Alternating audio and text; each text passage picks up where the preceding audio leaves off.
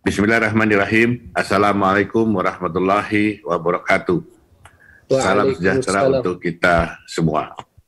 Yang saya hormati dan banggakan, Ketua Umum Wahda Islamiyah Bapak Dr. Muhammad Zaitun Rasmin, para senator, anggota DPD RI, Wali Kota Makassar, Bapak Insinyur Muhammad Ramdan Pamanto, Ketua Panitia Muktamar keempat, Bapak Ambos Sakah, para pengurus DPP Wahda Islamiyah, para pengurus Dewan Syuro dan Syariah Wahda Islamiyah, para pengurus wilayah, daerah, dan luar negeri Wahda Islamiyah, Bapak, Ibu, dan hadirin tamu undangan yang berbahagia.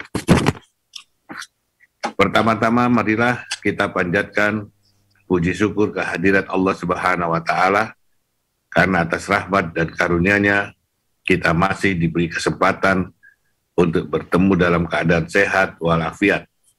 Salawat serta salam marilah kita haturkan kepada junjungan kita Nabi besar Muhammad SAW beserta keluarga dan sahabatnya. Semoga kita mendapat syafaat beliau di hari hisab nanti.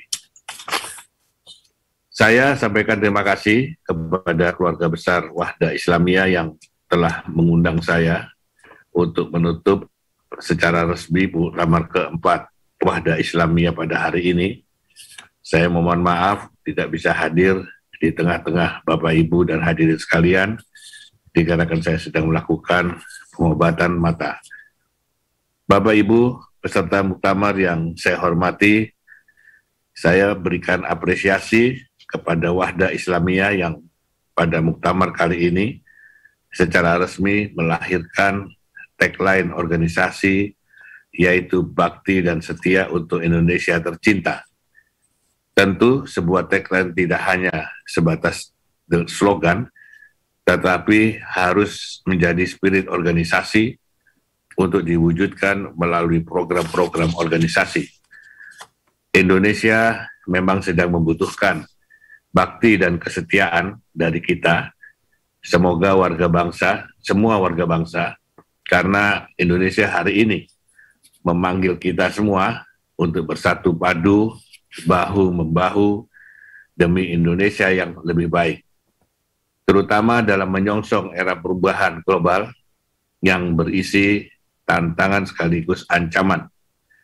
Indonesia juga memanggil kita semua sebagai warga bangsa untuk ikut memastikan arah dan perjalanan bangsa ini berada di jalur yang tepat dalam mengarungi gelombang perubahan global yang sudah di depan mata. Indonesia membutuhkan kita untuk mewujudkan cita-cita lahirnya negara ini, yaitu untuk menciptakan keadilan sosial bagi seluruh rakyat Indonesia, karena jujur saja, cita-cita untuk mewujudkan keadilan sosial bagi seluruh rakyat Indonesia ini belum pernah mampu kita wujudkan, baik di era Orde Lama, Orde Baru, maupun Orde Reformasi sekarang ini. Bahkan di era Orde Reformasi saat ini, cita-cita tersebut terasa semakin jauh dari harapan bila kita melihat semakin bergesernya Indonesia meninggalkan Pancasila sebagai ideologi bangsa sejak bangsa ini melakukan amandemen konstitusi sebanyak 4 tahap pada tahun 1999 hingga 2002 silam. Amandemen saat itu telah mengubah wajah bangsa ini menjadi liberal kapitalistik, di mana haluan ekonomi nasional telah bergeser dari ekonomi kekeluargaan dan gotong royong dengan soko guru koperasi menjadi ekonomi pasar bebas yang didominasi swasta nasional dan asing yang sebagian sahamnya bisa dimiliki siapapun dan dimanapun melalui lantai bursa saham. Sumber daya alam dan cabang-cabang produksi yang menyangkut hajat hidup orang banyak, perlahan tapi pasti kita serahkan kepada mekanisme pasar dan impor menjadi jalan keluar termurah dengan dalih efisiensi. Inilah wajah konstitusi dan produk undang-undang negara kita hari ini. Bapak, Ibu, hadirin peserta muktamar yang saya hormati, amandemen saat ini juga telah mengubah total sistem tata negara Indonesia. MPR tidak lagi menjadi lembaga tinggi negara, utusan daerah dan utusan golongan dihapus, digantikan Dewan Perwakilan Daerah, Presiden juga dipilih langsung oleh rakyat, mandat rakyat diberikan kepada dua ruang politik, yaitu kepada parlemen dan kepada presiden. Sehingga masing-masing bertanggung jawab langsung kepada rakyat melalui mekanisme pemilu. Yang menjadi pertanyaan adalah Dewan Perwakilan Daerah yang merupakan perubahan dan penyempurnaan wujud dari utusan daerah dan utusan golongan, mengapa justru kehilangan hak dasar sebagai pemegang kedaulatan rakyat yang didapat melalui pemilu, yang sama-sama berkeringat melalui pemilu bersama partai politik.